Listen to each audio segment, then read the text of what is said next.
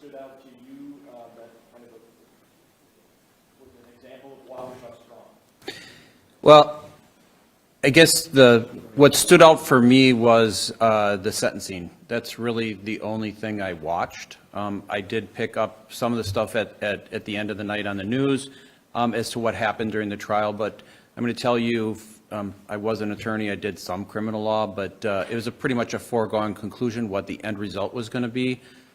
Listening to Judge Darrell, though, go through her reasoning and her sentencing, to me, made me feel good. I did meet with some of the people who had testified that night, and for them, I think it was a sense of relief. That's what I picked up from them. It was a sense of relief that, one, it was over, two, consecutive lives in prison, and just getting past this part of the healing, getting past the trial does help, I think, the entire community heal. So I hope I answered your question. In what ways have you seen the community just come together and get through this? So many different ways. The city has done like events and things like that, but it's much, much more than that. For the healing, if you just, social media has been a big part of it, but even all the businesses that have kind of, they have had fundraisers. There's been a lot of things that people have done individually to try to support people who were injured in the parade, both physically, emotionally, and the families that lost people. It's hard to pick out any specific thing. You know, we had the blue lights last year. People still have blue lights in their porches and in their apartment and windows and stuff like that. Now businesses are still doing it. We will be asking people to do it again.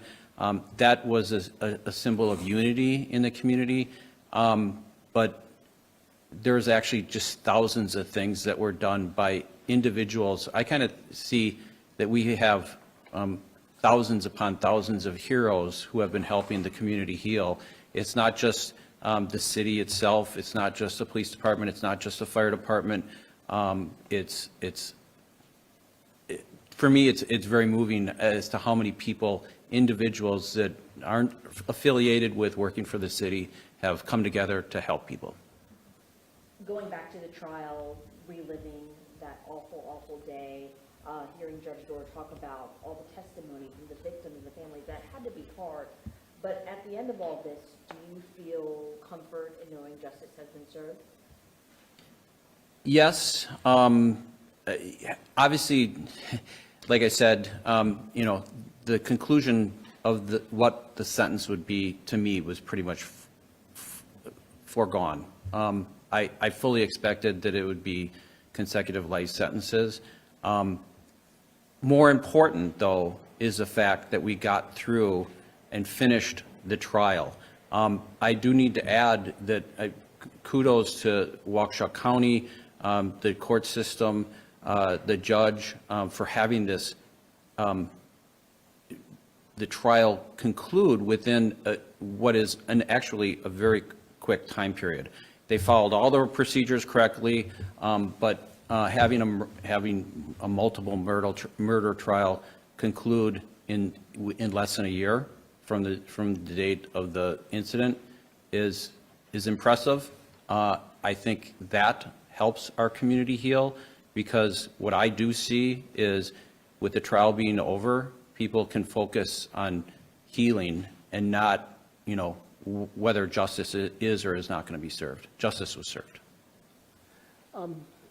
You heard the victim statements, I'm sure. A lot of anger, a lot of outright hatred. Two parts to it. First of all, how do you react personally? Secondly, what would you tell those people? What kind of advice would you give them about moving forward? Okay, first of all, anger, hatred is a natural reaction. Second, I guess, and many of you probably heard me say this to you directly, my advice to people is don't even watch it. Don't watch the trial. It's not going to help you. And for me, it didn't help me watch it. It made me very angry to see what happened. But hopefully anger, hatred will give way to thinking of yourself and making yourself happy, being happy, being healing, and getting, if you do carry a lot of hatred and anger, I'm going to say because of this, get some help, you know. I think that's needed. People are always embarrassed to get any type of therapy or anything like that. I shouldn't say everyone is. A lot of people are, but if you're carrying a lot of hatred, then go see someone. With the anniversary approaching, what's on your mind and what will you be thinking about on the 21st? What's on my mind is continuing to heal.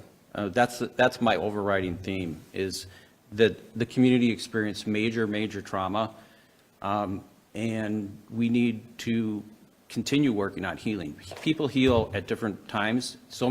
We have physical injuries, we have emotional injuries, we have people who lost loved ones.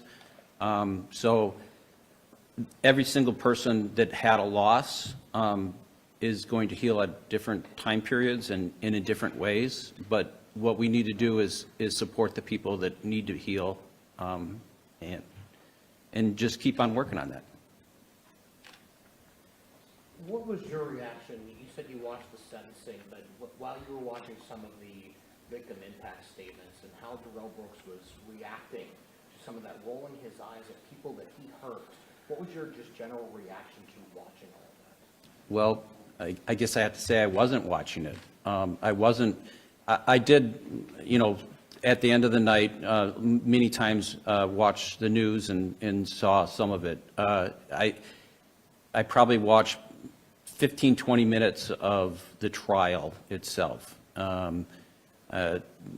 Me along with everyone else, you know, there was nothing pleasurable about watching that trial, other than knowing what the end result was going to be. So I wasn't watching it. So for the Christmas parade this year, the Grand Marshal is going to be all first responders. You guys will be up there representing them. What is your message to first responders here, a year out from last year's parade and tragedy, as we move on with this 2022? Well, thanks. Thanks to our first responders. And it's not just limited to the City of Waukesha Police and Fire first responders. First responders includes, you know, doctors and nurses that jumped in to help people right away. It includes myriad, in fact, I'm pretty sure both the police and fire can tell you how many other, approximate number of how many other departments jumped in and helped in this situation. So what I'm going to say is thank you to all of those people that provided immediate help. And then that was a long night for our hospitals, long night, long morning. It was a long night for many police officers. It was a long night for many firefighters, paramedics, not just the city, but many others. And they also experienced the horror themselves. So. Do you want to double back with the mayor? Everybody gets one more with the mayor. Do we want to talk one more with the mayor? Okay, then go ahead, Mary Jo. My next one for the mayor would just be, can you speak to why the city wanted to, or why the committee wanted to continue to have a Christmas parade this year, even just 1 year out, and how important that is, if it was? I think it's very important. It's extremely important for a community to come together and to celebrate.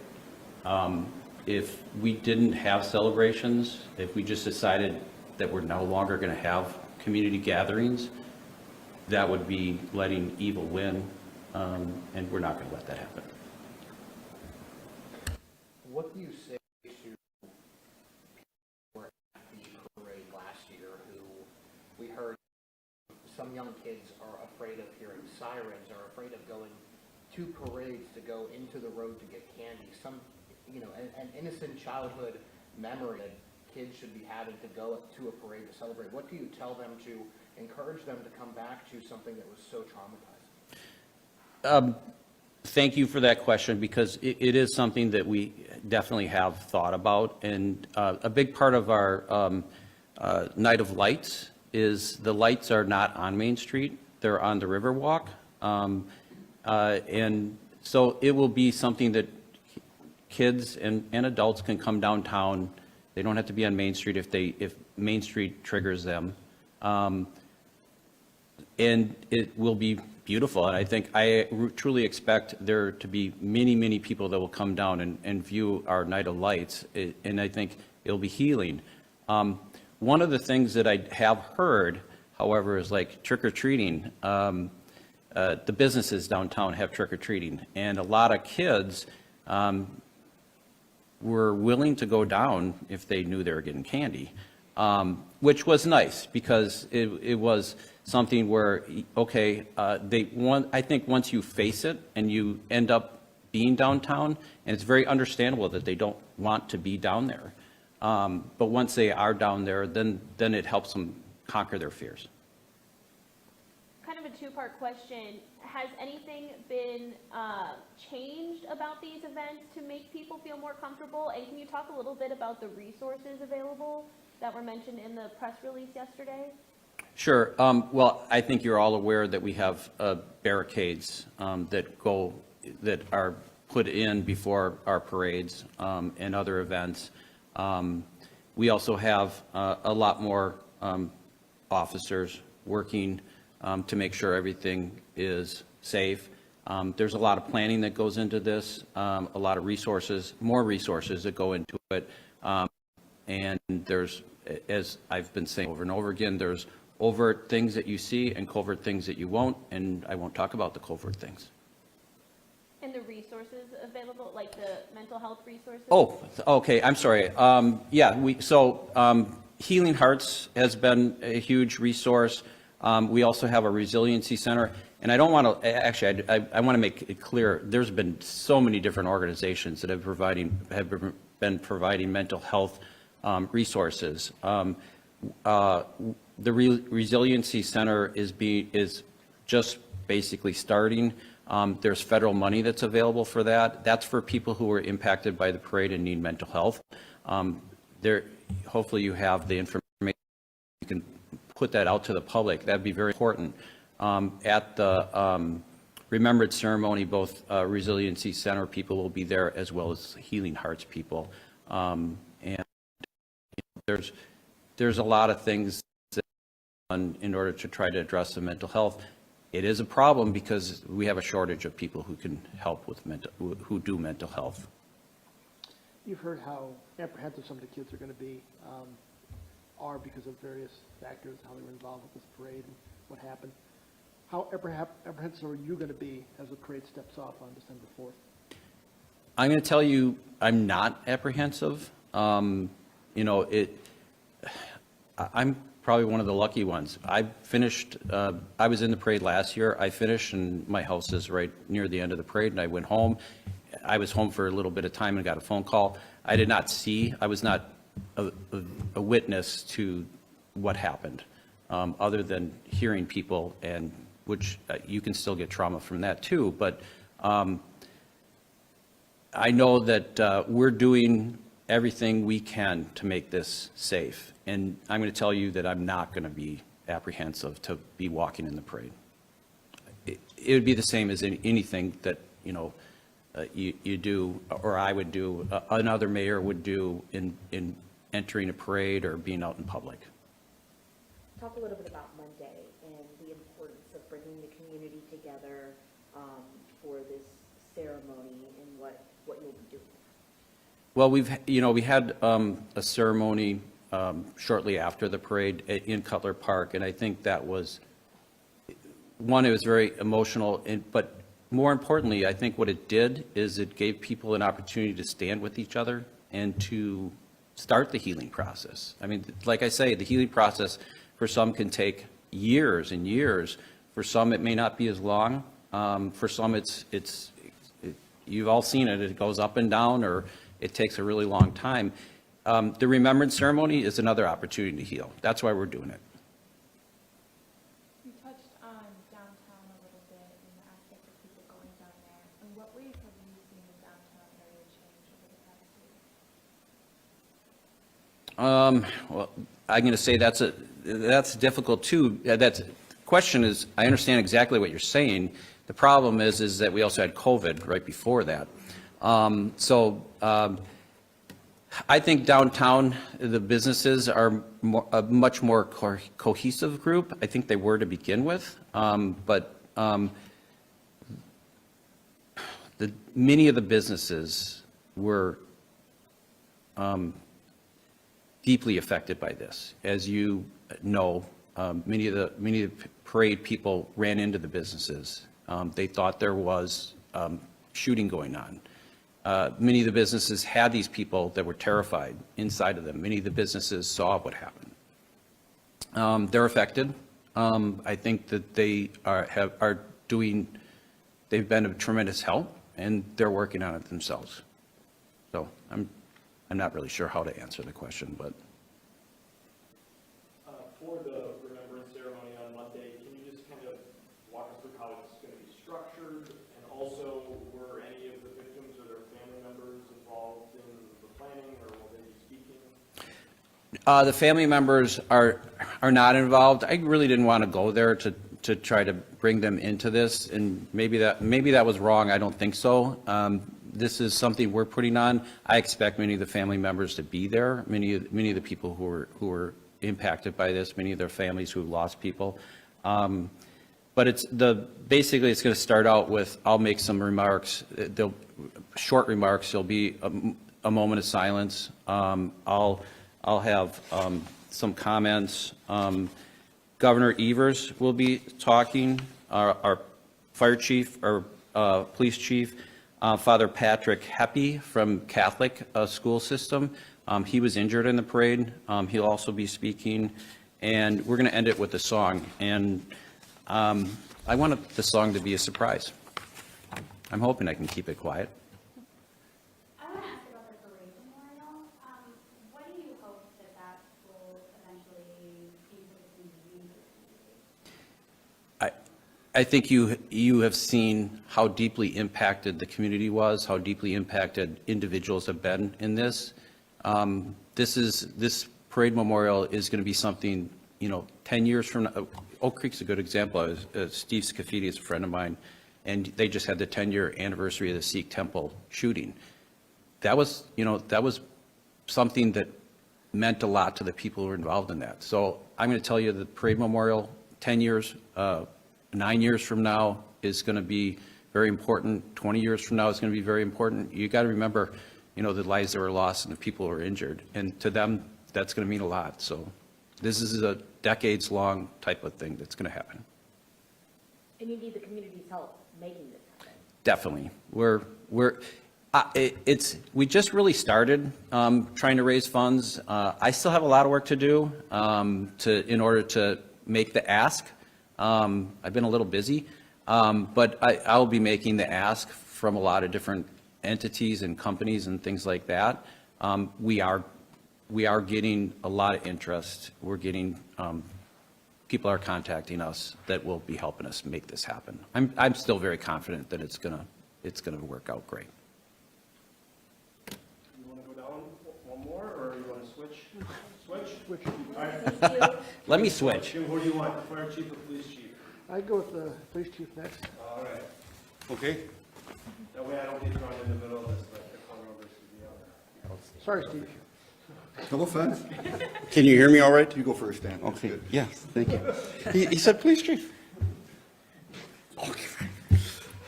We'll start with NPR, then we'll come back.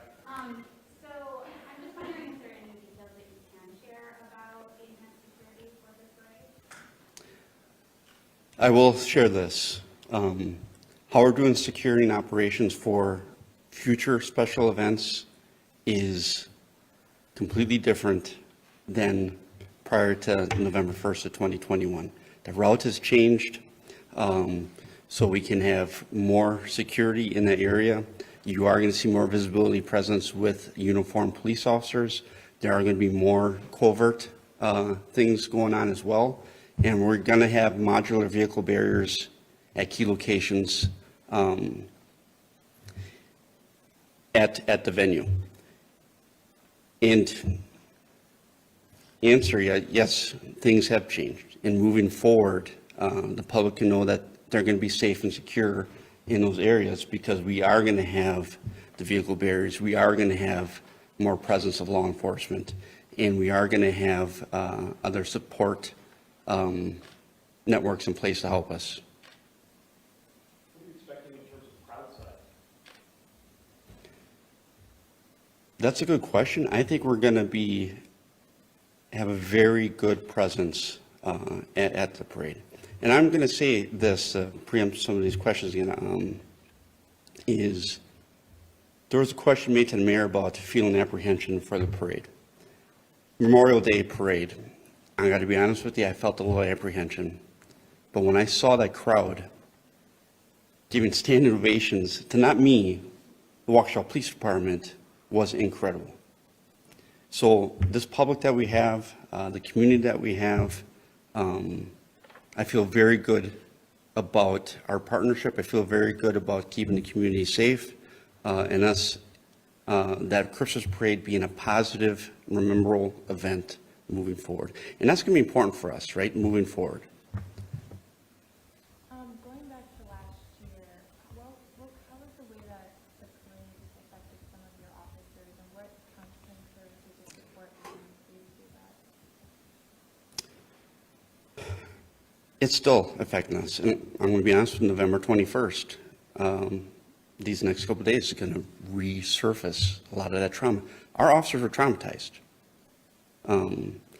I spent 29 years in the city of Milwaukee prior, loved every minute serving that community, been involved in some major incidents, worked major homicide cases as at the Sikh Temple, at Miller Corps. This experience that we were involved in with the Waukesha police officers and the 189 other officers that responded in the fire department and all the other off-duty and other people that responded, it was a war zone. And we are getting through November 21st. Having this positive parade December 24th is a positive move in healing, in showing that resiliency. In that worst day, I saw the best in our community. I saw the best in our first responders. But even with that comes a cost, and that's pain and trauma. So we have a resiliency center that we're working on opening. We have continued grief counselors come into the department, engage with our personnel. And here's what's I'm really excited about is, in this profession, we are not good at being vulnerable.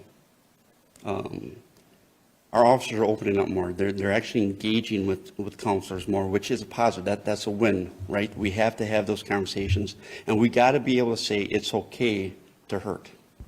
It's okay not to feel right? And we have to be able to go to identify who our support networks are, our support systems, and go to them. And if we don't have them, to not be afraid to go and get, professional help. That's all important. And I preach this stuff, and I remember going to a conference back in, it was after the event, and I'm in Atlanta, and I'm talking to all these grief counselors about the trauma that the officers experienced during that event. And we get done, and these grief counselors are saying, hey, you guys are doing all these things for your personnel. What are you doing for yourself? I'm like, holy smokes, right? And that was good for me, because I realized, too, that this did impact me. It did traumatize myself. But I will say this, God intended me to be there that day with this community and with this police department. And like I said, in the worst, I saw the best.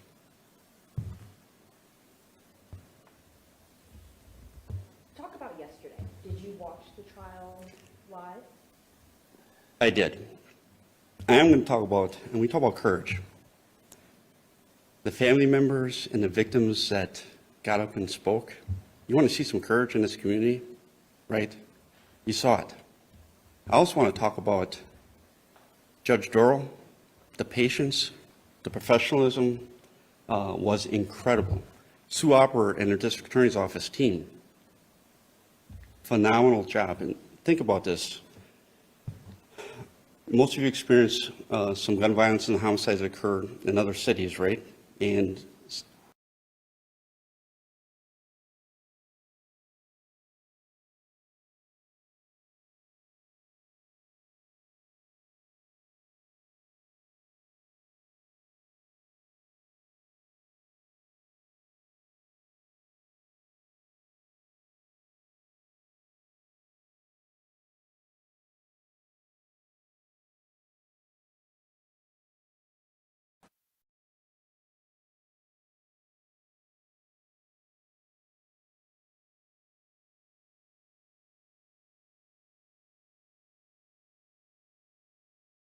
trial from the jury assembly room and was working, I didn't have that level of frustration ability as much because I was busy.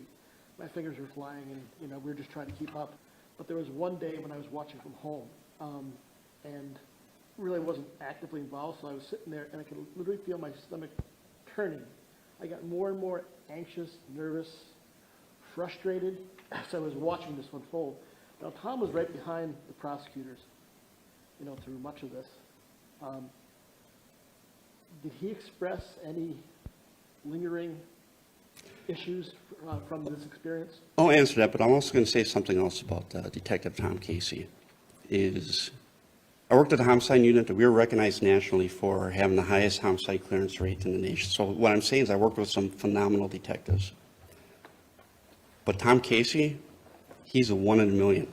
I mean, how he led this investigation and then every day being engaged in that trial, and the professionalism, dedication of representing the Waukesha Police Department and being a partner, engaged partner in the community, I can't say enough about Detective Casey.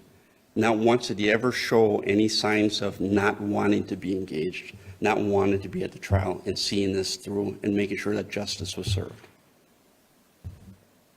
I think a lot of officers and detectives in the department took the stand, had to face Darrell Brooks at some points, and a lot of the more impactful statements came from them. I guess, what did you take from seeing them have to face him, and how can you talk? Is that unique for you guys to have the questions turn around? It's not unique, but on the same instance is the professionalism and how well each of our officers did representing the City of Waukesha and the Waukesha Police Department.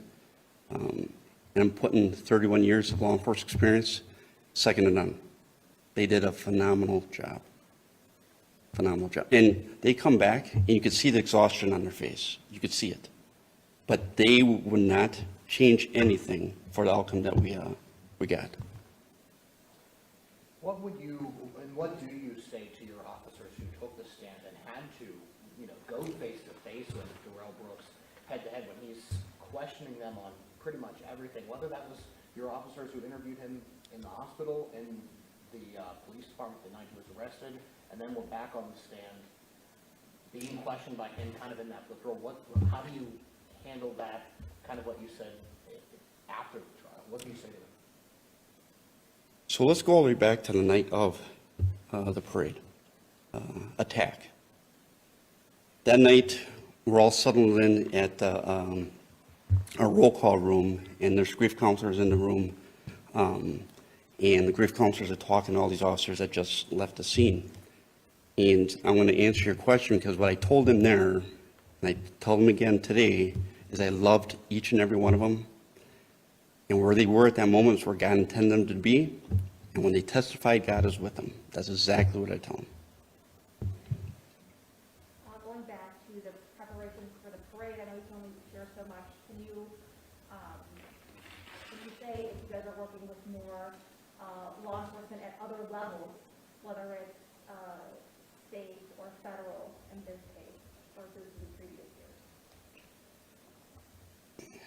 I apologize. Could you kind of repeat that question for me? Yeah, are you, for the parade this year as you prepare, Yes. are you guys going to be working with law enforcement at the state and federal Oh, level yes. this year, and is that different than previous years? So Yes, it is different, because here's where the difference part is. When we are working with federal partners, we are working with state partners, and some of those things we're working on is intelligence. Working on, is there any credible threats, and if there is, make sure we build a response for it. When it comes to the actual security of the event, Waukesha Police Department is handling that part of it. But they are there to support us if needed. We have a great partnership with our federal agencies. We have a great partner with the state and all our local departments. Just excellent relationship. Can we do another round? If we do, we'll start with Mary Jo then, so if not, then we'll have Chief Howard go through, so. Go ahead, if you have any alibis, go ahead. Do we want to go everybody? Yeah, All right, I then- can have a little bit of Chief. Go ahead, then Mary, we'll go back with Mary Jo if we do it. Chief, again, you're going to be one of the people representing first responders as Grand Marshal in this year's parade, being one yourself representing those folks. Can you talk a little bit about what that means to you personally in this moment in time? So I'm very grateful and thankful for all first responders. And I'm humble in being one, well, I use law enforcement. There's over 900,000 law enforcement officers in the country, and to represent law enforcement in that setting, exemplifying this noble profession, and not being afraid to actually run into danger. I'm honored and humbled to actually be a part, and humbled to be with the fire chief, and humbled to be with the mayor, and being in this community, moving forward in healing, moving forward and showing resiliency, moving forward and showing perseverance that we're going to be Waukesha strong. There were a lot of different kind of outside factors that kind of played into the actual trial proceedings, and one happened this week with the sentencing with the threat against the courthouse. I know that the police department was actively assisting the sheriff's office in investigating those threats. Do you have anything more on that, how your department kind of responded, what your role was in that, and kind of where that investigation stands?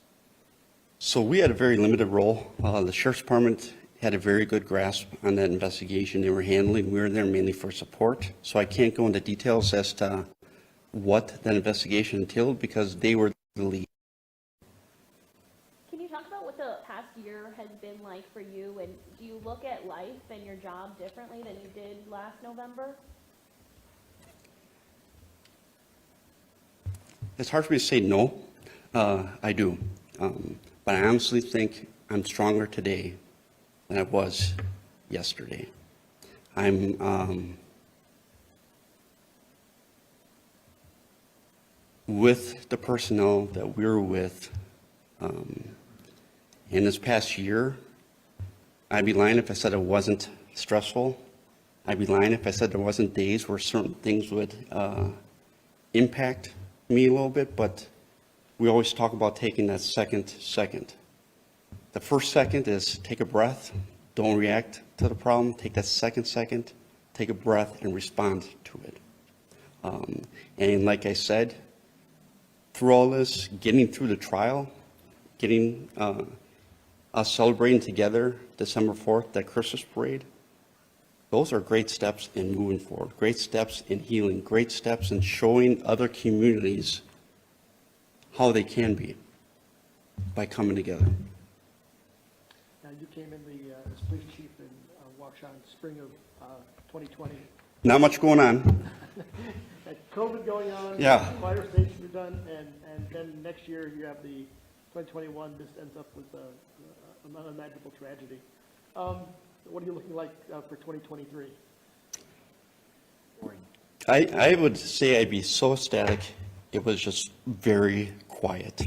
And boring would be great. The city's earned it. Our departments has earned it. But I will say this, we are prepared for whatever 23 brings us. Like I said, we are a stronger and better department today than we were yesterday. We are a better, stronger department today than we were on November 21st. That incident did not define us, it refined us. What message of hope or encouragement do you have to people that just don't think they're ready to come back to the parade? Here's one thing I don't want to do is,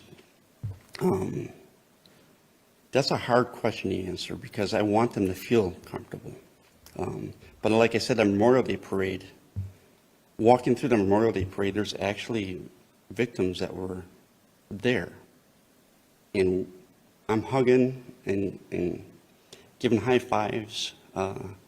They were there. This community is so resilient. To the individuals where they're not ready to go yet, what I'm going to ask them to do is do not try to internalize it and handle that problems themselves, because it's greater than them. Get help. Go talk to people. If it's kids, don't be afraid to talk to a teacher. If it's an adult, don't be afraid to share with someone that you trust, or go get the professional help. But don't sit on it. Don't let it just lie there, because it's not going to go away unless you address it. What has it been like for you to watch community members come together and support one another? So one thing, and I'm going to answer this question. One thing we don't say in Waukesha Police Department is community policing. We talk about neighborhood engagement. What I see in this community is they are engaged partners with us, and I see it every day. I'll go to a restaurant in uniform and just seeing the community just feeling comfortable talking. Actually, some fighting to pay for my food, or I'll try to pay for it, and they'll say, hey, someone already paid for it. That's incredible, right? But with that, we have an obligation to even be more engaged with this community because they are so good with us. One of the things that surprised me watching the trial was the sheer number of off-duty officers from other jurisdictions who just happened to be at the parade that day. The number of officers from other jurisdictions who were on the radio when it happened, who just dropped everything and came. What do you want to say to, we talked a lot about Waukesha Strong. Let's speak to just this region, our neighbors who came to help. Like I said, there was over 189 officers that responded outside of the Waukesha City Police Department. And they self-dispatched there. And they were engaged in the incident and helping us right from the get-go. I also want to talk about the Waukesha County Sheriff's Department. They were great partners with us in this as well. And this is one of those where it takes a village, and the village, the community, law enforcement community, fire department community, citizens all came together as one, and we worked through it together.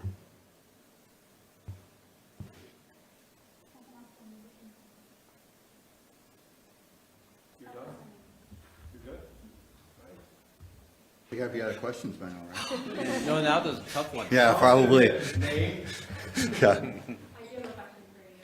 Could you talk about what the fire department's role is in the preparations for the upcoming parade? Yes, we've actually been very involved. We've been partnering not only for the parade, but all the community events. And, it's just a parade mentality, and I don't mean that, it's been something that's been a long part of our history, and you just kind of, we're aware of the threat, but, after what happened last year, all these events have just taken on a new meaning. So we've been involved in the planning phase of looking at how can we provide the best fire EMS support, and then also making sure that the kind of the boring stuff, that there's a command post, an incident command, and the resources that are there that are needed to bring in the additional support and coordinate a response if something would happen again.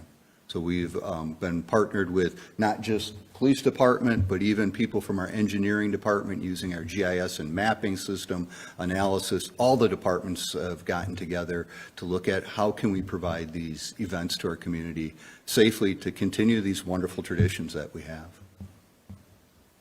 Your employees are no doubt heroes for what they did last year, but what do you want to say to the citizens who have no medical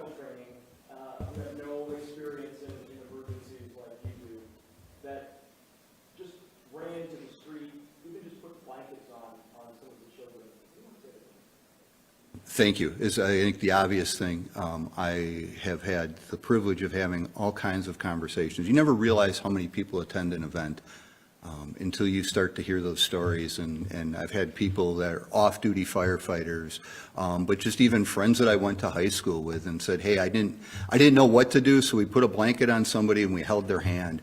And sometimes they look at that going, well, I couldn't provide medical care, but that care was a huge thing in helping people, reassuring them, doing what they can. And that was an incredible act of evil. But the goodness that happened immediately, and people didn't hesitate. And there's so many stories of that. There's no way that we can recognize everybody who helped out, but it was, it's kind of humbling and heartwarming to hear and see some of those stories.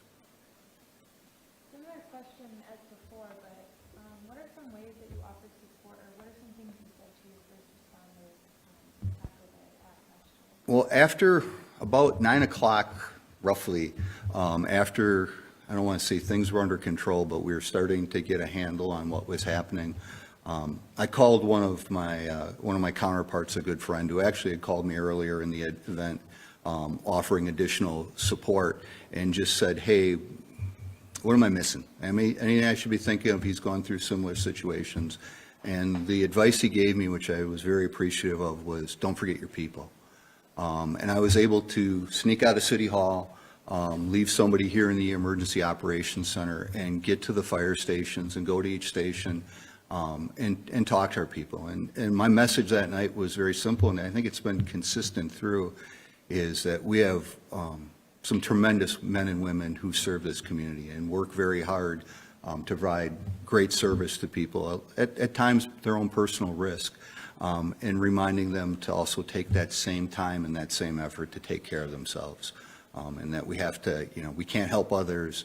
We're not good to our families if we don't take care of ourselves. So I was able to at least get to every station, and a very short message, but at least have that, and then follow that up with all kinds of organizations that have provided us with support. The MAP program, which is a partnership with the unions, to different psychological services, all those things. So, but that was probably the best piece of advice I got that night. How did you feel as that sentencing came down yesterday? I was very glad it was over. I hope that is, so many people have lost so much. It was, to me, it was a point of closure. I realize that may not be where everybody is at. My hat goes out to all the people from law enforcement for the investigations, the judge, Sue Opera, the DA, everything that went into this. That's a very difficult case. And as the chief had alluded to, others have, the strength of the people who are witnesses, from the civilians to the sworn professionals to how everybody handled themselves. I think it represents the values of this community very well. You had a very stressful end of the year in 2021. In addition to the parade incident, you then had to evacuate a condo on an emergency basis, and that was no easy thing. How did you recollect yourself for this year?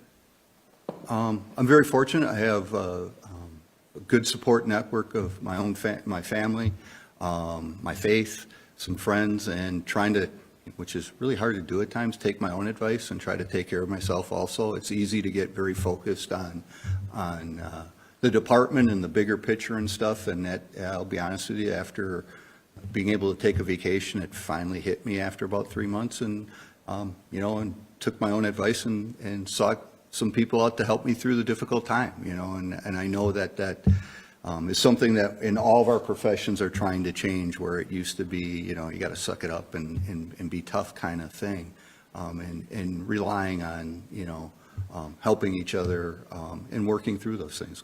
So, What is on your mind as the anniversary approaches?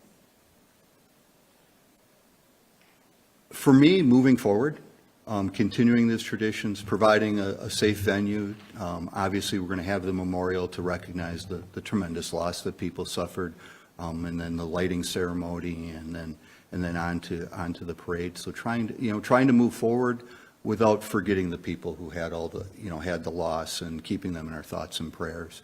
But I'm looking forward to moving forward and planning for the future. So I'm a second-generation firefighter here. My father was retired from the department. I've been here for 34 years. I grew up in this community, went to, from grade school through high school.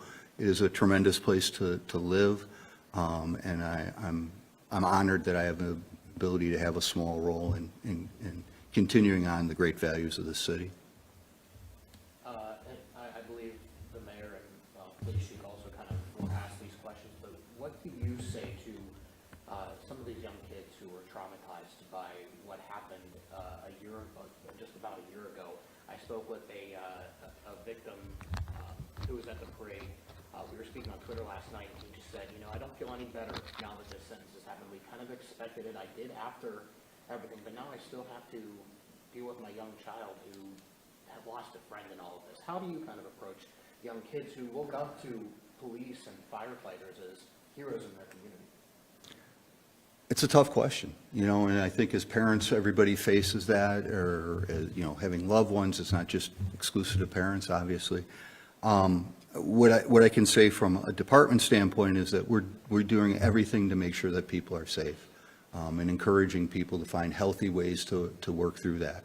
And sometimes it's not the real big things, but it's, being able to ask someone how they're doing and not just have that as a casual greeting, and to care, to listen, take time to listen, hold a hand where it's appropriate, a hug, those kinds of things. And I recognize that some people may not be able to return to the parade, and maybe this year it's not appropriate for them. I can assure you that we're doing everything as public safety to make it as safe and comfortable event as possible, but the healing's going to take time for people.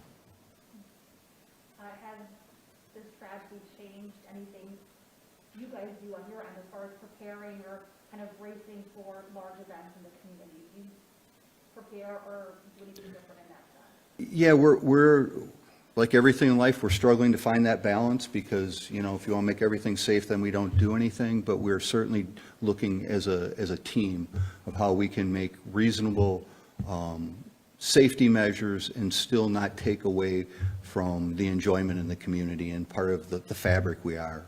Obviously it'd be safer not to have a parade, but that impact would be so horrible on our community.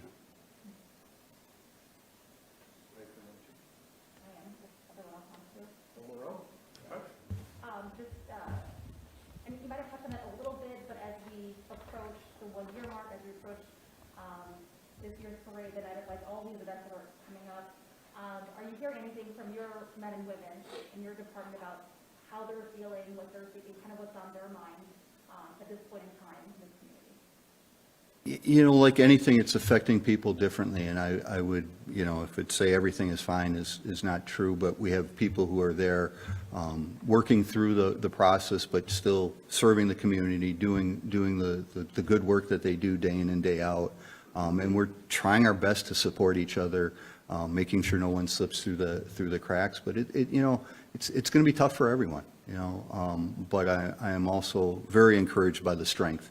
And, nobody is backing down from stepping up and doing what needs to be done. Kind of shifting back to the trial, how much of the trial did you watch personally? What were your just kind of takeaways from the actual proceedings? I would sporadically watch it. I would read the news every night, the summary. I, watched the sentencing, the victim testimony, which was very touching. They're hard to listen to.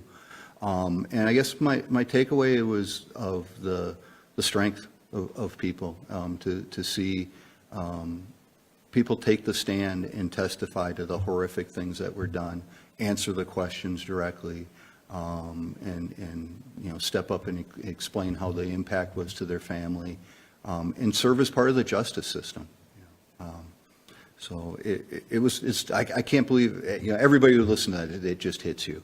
But proud of how the people reacted.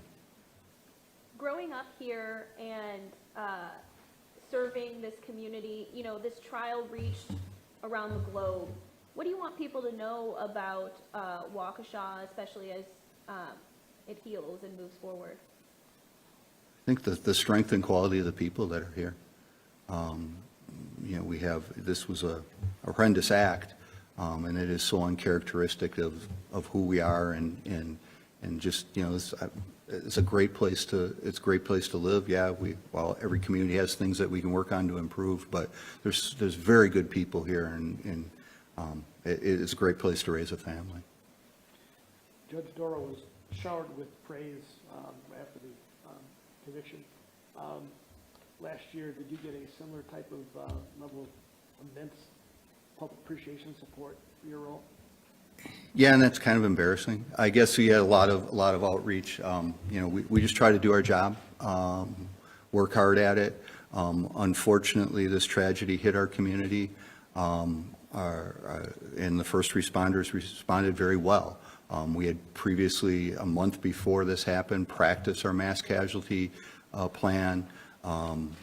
Unfortunately, you know, there's been a lot of tragedies that we've learned from throughout the nation, and our response with our mutual aid partners went very well. I can't speak enough of the, you know, for how well being able to call box alarms and bring in, you know, multiple fire departments quickly. They're well-trained. We're working from a same plan, partnering with the medical community and how things went. And yeah, the after action's coming out, and there's things that we can do better, and we're going to learn and share that. Yeah, I'm very proud of the people I work with, and it's all them doing that work. How did November 21st last year change you as a public servant? I think it just put an emphasis on how important the role of what we do is. And I guess in some ways, not to sweat the small stuff as much, and make sure that we're there, and the human aspect of it, making sure that we're, you know, taking care of each other and trying to do those little things. And, you know, some of the things I'm most proud of our firefighters for what they do isn't always it was a great tactical firefighter, it's those small things of, you know, giving a person a hug when it's needed, or those types of things, and how important that is in life. Has any victim or anyone who was impacted reached out to you since the parade? Is there any message or any bond, perhaps even, that's been established between some of your employees and some of the people who were impacted? Yeah, some of our members were victims also, with their family being there. I can't point to one particular circumstance. I've talked to people in the community that were impacted, but I don't have a great example for you of one particular instance. Thank you. Thank you. Yeah, thank you. Anybody have any, want to pull off this side or anything? No? Good? Thank you all. Yeah, thank you. Does anyone want to talk about the QR code and the fundraising? I mean, I know Mayor touched on it. talk about the memorial? Sure. Thank you. That's important. Yeah, that one, thank you. Okay. I got it. Okay. Yeah, we'll hand Now out. is always on. Get the Channel 3000 app, activate the push alerts, and we will send you breaking news, traffic, and weather alerts as it happens. The Channel 3000 app. Get it now. Powered by News 3 Now.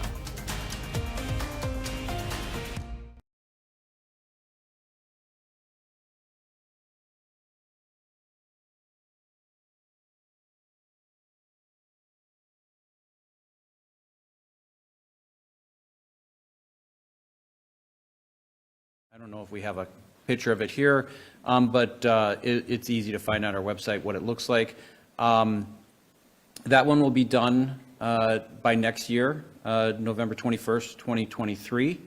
And it will be, I'm sure we'll have a ceremony at that point when we unveil it. The purpose is a permanent memorial to honor all the victims from the parade attack. The other memorial, which will take, we're expecting 2 years to complete, will be at Grady Park, which is, you go to the Veterans Memorial and then continue on just a little further down from that. If you have, I'm pretty sure you all have taken pictures of it. It's in a park. There's a lot more room for reflection. It's going to be a much bigger type of memorial. It's ribbons. Both of them have ribbons involved, and ribbons with hearts. And I think the big thing is that it's intertwining, provides strength and unity. We will incorporate the color blue also.